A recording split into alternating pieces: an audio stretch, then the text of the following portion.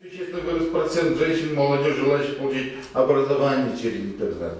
Адистердин санариптик сабаттуулугун арттыруу максатында өлкөдө Диди Конуш долбоору 2012 жылдан бери башталгыч кесиптик билим берүү тармагында бизнес жана ишкерликтин негизи деген онлайн сабагын киргизген. Бирок ошол жылдан бери ушул окуу программасы жаңыланган эмес. Учурда долбоор менен биргеликте башталгыч билим берүү башкармалыгы бир катар иш-чаралардын негизинде аталган программаны жаңылап, аны окуткан мугалимдердин квалификациясын жогорулатышкан. Кандай ушу жаңы программаны, кандай модульдар менен, жаңы ыкмалар менен сабак өтүшүндө үйрөттүк.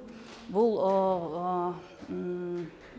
айтканда 60 мугалимдерибиздин квалификациясын жогорулатып, жаңы ыкмада, жаңы окуу программаны бекитип берип, ошол менен жаңы сабак программасын жаңырттык. Жолугушууда Диди Конуш долбоорунун өнөктөштөрү болгон эстониялык адистер менен бирге мындай жакшы саамалыктарды мындан ары улантып көбөйтүү сунуштары айтылды. Ал үчүн жаңы программаларды, жаңы санариптештирүү продуктыларын чогуу иштеп чыгуу кажет. Андан сырткары канчалык силер онлайн сабакка окуганга даярсыңар дегенде сурамжылоо жолунда болуптур.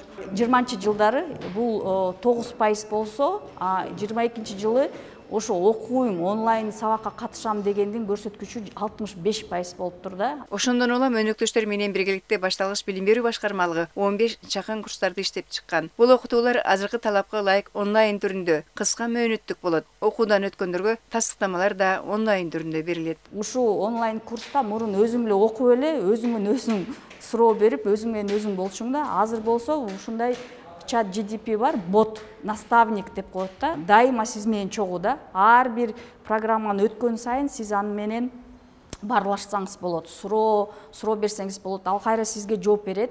Билим берүү жана илим министрлигинин жалпы жамаатына медиа сабаттуулугун жогорулатуу боюнча Эстониянын элчилиги менен бирге уюштурулган мындай окутуулар кызматкерлердин санарип платформаларды, технологияларды мыкты өздөштүрүп кетүүлөрүнө өбөлгө түзөт. Мындан ары биз билим берүүнүн ар бир этабында, мисалы үчүн мектепке чейинки билим берүү, мектептик билим берүү, баштапкыч кесиптик билим берүү, орто кесиптик, жогорку жана жогорку окуу жайдан кийинки кесиптик билим берүү жаатында мындай платформаларды ишке киргизүү менен жакшы көрсөткүчтүү 21 кылымдын талаптарына ылайык заманбап санарип технологияларды өздөштүрө алабыз деген ишеничтемин.